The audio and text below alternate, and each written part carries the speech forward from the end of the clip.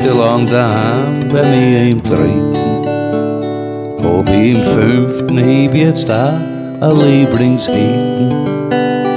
Und ich schau immer wieder oft und gern dorthin.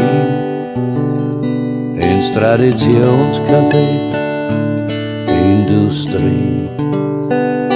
Gekodel her ist, wir wissen das doch Du kannst an keiner Hitten wirklich vorbeigehen.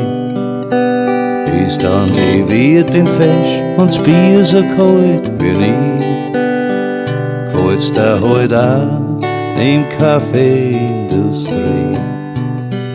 Drauf sag ich nur mit aller Deutlichkeit, damit mir dann keiner, ja, hört's gar nicht zu, was reden diese Leute.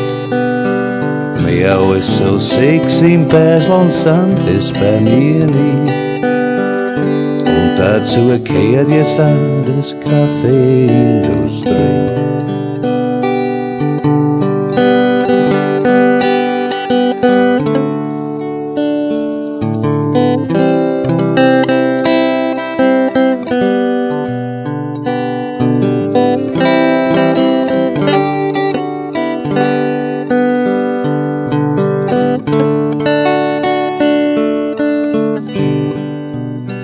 So wie jahrzehntelang daheim bei mir im dritten, hab ich im fünften heb jetzt auch ein Lieblingshitten. Und ich schau immer wieder oft und gern dorthin, ins Traditionscafé Industrie.